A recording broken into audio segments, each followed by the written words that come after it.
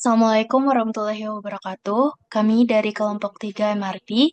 Di sini kami akan mempresentasikan tugas kami yaitu Supply Chain Network Optimization with Integer Programming using Excel Solver. Sebelumnya, perkenalkan, saya Amanda Wulandari dengan NIM 1222171. Saya Martinus dengan NIM 12211052. Saya Desvita Maharani dengan NIM 12221053. Saya Nisa Nurzairahani dengan NIM 12221103. Saya Arif Mangsarazi dengan NIM 12221060. Saya Stefania dengan NIM 12221083. Baik,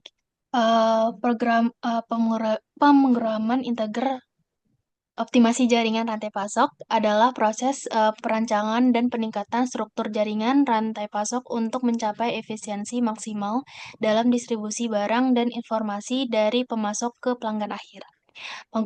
Pemrograman integer campuran yaitu teknik optimasi matematis yang digunakan untuk menyelesaikan masalah yang melibatkan variabel keputusan yang sebagiannya harus berupa bilangan bulat dan sebagiannya bisa berupa bilangan real atau kontinu. Lalu Excel Solver adalah eh, alat di Microsoft Excel yang digunakan untuk menyelesaikan masalah pemrograman linear, pemrograman integer, dan juga pemrograman non-linear. Solver memungkinkan pengguna memecahkan masalah optimasi dengan menetapkan tujuan dan batasan tertentu. Permodelan masalah yang pertama, mengidentifikasi komponen utama dalam jaringan rantai pasok seperti pabrik, pusat distribusi, dan toko retail. Yang kedua, menentukan variabel keputusan seperti jumlah produk yang harus dikirim secara antar fasilitas. Yang ketiga, menyusun fungsi tujuan untuk meminimalkan biaya total atau memaksimalkan keuntungan. Selanjutnya penetapan batasan. Yang pertama menetapkan batasan kapasitas untuk pabrik dan pusat distribusi. Yang kedua memastikan permintaan pelanggan terpenuhi. Yang ketiga menerapkan batasan integer untuk variabel yang memerlukan nilai diskrit. Baik, selanjutnya itu ada biaya distribusi, di mana pada tabel ini menyajikan data produksi dan transportasi untuk produk yang dibuat di berbagai rute distribusi dan dikirimkan ke wilayah permintaan. Jadi untuk rute distribusinya itu dia menunjukkan titik asal pengiriman seperti pabrik, pusat distribusi 1, pusat distribusi 2, toko A dan toko B. Terus selanjutnya ada itu demand distribusi in place, itu menunjukkan tujuan distribusi termasuk pabrik, pusat distribusi, toko A dan toko B. Ketiga itu ada sel-sel, itu menampilkan biaya produksi dan transportasi per 1 juta unit barang dari suatu lokasi ke lokasi lainnya. Contohnya, biaya pengiriman dari pabrik ke pusat distribusi 1 adalah 10, sedangkan dari pusat distribusi 1 ke toko A adalah 16. Kemudian ada low capacity, yang dimana low capacity atau kapasitas rendah merupakan kapasitas produksi yang lebih rendah di setiap rute distribusi. Kemudian ada fixed cost atau biaya tetap, yang dimana biaya tetap ini memungkinkan dengan teknologi atau proses yang berbeda. Contohnya seperti pabrik itu memiliki biaya tetap sebanyak $6,5 untuk kapasitas rendah dan juga $10,5 untuk kapasitas yang tinggi. Kemudian ada high capacity atau kapasitas tinggi merupakan kapasitas produksi yang lebih tinggi di setiap wilayah pasokan.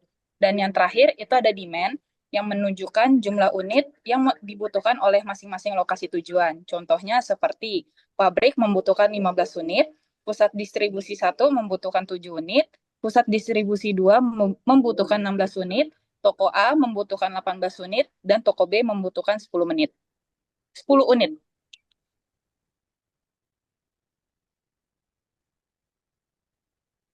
Kemudian ada decision variable untuk alokasi produksi. Pada decision variable ini menunjukkan variabel keputusan dalam masalah optimasi rantai pasokan. Variabel keputusan ini menentukan alokasi produksi dari setiap rute distribusi ke setiap wilayah permintaan atau demand region. Kemudian pada kasus ini variabelnya atau pengambilan keputusannya di manakah rute harus dilalui, kemudian berapa banyak rute yang dilalui, selanjutnya beberapa banyak kapasitasnya, dan juga alokasi atau supply ke demand yang mana antara pabrik, pusat distribusi 1 dan juga pusat distribusi 2, toko A dan toko B. Selanjutnya ada excess capacity yang menggambarkan constraint jumlah barang yang diproduksi tidak boleh melebihi kapasitas produksi. Selain yang dimana barang yang digunakan untuk mensuplai demand yang ada atau barang yang diproduksi unmet demand yang ada setiap region. Setelah itu kita melengkapi datanya. Kita dapat melengkapi model di solver parameter nilai objektifnya di sini. Fungsi tujuannya adalah minimasi. Yang diminimasi adalah total biaya variabel dan biaya tetap. Jadi, meminimasi total biaya dapat dilihat dari rute yang dilalui dan rute yang tidak dilalui kapasitas yang dekat atau yang jauh menjadi variabel keputusan adalah pabrik, pusat distribusi 1, pusat distribusi 2, toko A, dan toko B. Kemudian rute yang terpilihnya di mana entah itu pabrik, pusat distribusi 1, pusat distribusi 2, toko A, dan toko B. Kemudian kita lengkapi juga solver parameter ini dengan constraint. Constraint yang pertama terkait bahwa semua variabel harus lebih besar dari sama dengan 0.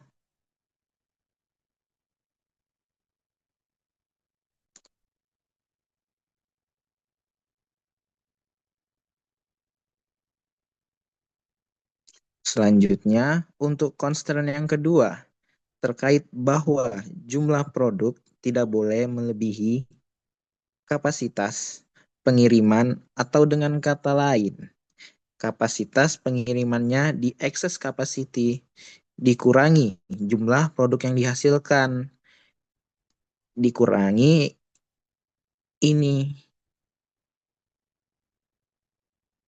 Selanjutnya, constraint yang ketiga terkait unmet demand. Jadi, semua demand harus bisa dipenuhi oleh barang yang diproduksi dari rute terdekat maupun rute terjauh.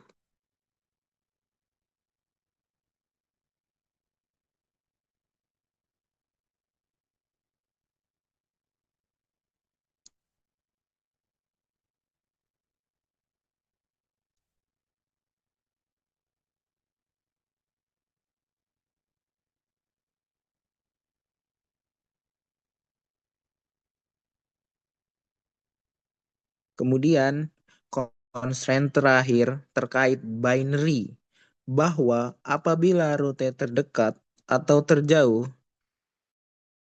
0, berarti rute tersebut tidak dapat dilalui. Apabila 1, maka rute tersebut dilalui setelah itu kita pilih solving methodnya, simplex linear programming. Lalu kita jalankan dengan solver ini. Hasilnya, kemudian kita lihat hasilnya.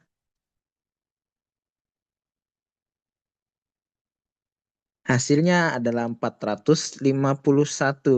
Ini adalah biaya paling minimum yang dihasilkan melalui pabrik terdekat untuk mensuplai demand di pabrik dan di toko B. Kemudian satu rute terjauh di toko A dan pusat distribusi satu.